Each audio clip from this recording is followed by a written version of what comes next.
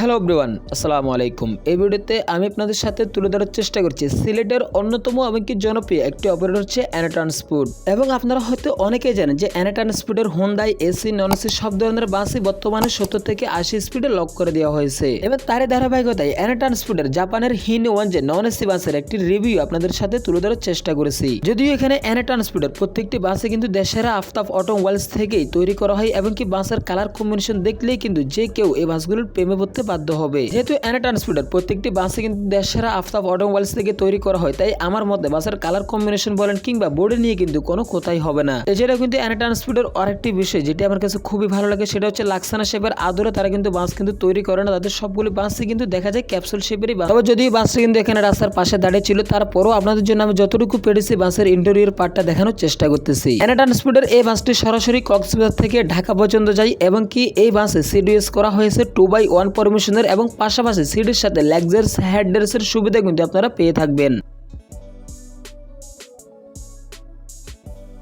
এবং আমার জানা মতে এই এনা ট্রান্সপোর্টের বাসের সিটগুলো কিন্তু খুবই কমফোর্টেবল, চাইলে আপনারা কিন্তু নিজের মতো করে সেট করে নিতে পারবেন। তবে এই যে এনার মতো অবস্থা হলে কিন্তু পাশের যাত্রী আর বুঝতে পারবে না। এমনকি এই বাসগুলো ঘন্টায় 140 কিলোমিটার বেগে দৌড়াতে পারে, যদিও বর্তমান বাসগুলোকে লক করে দেওয়া হয়েছে। ধন্যবাদ।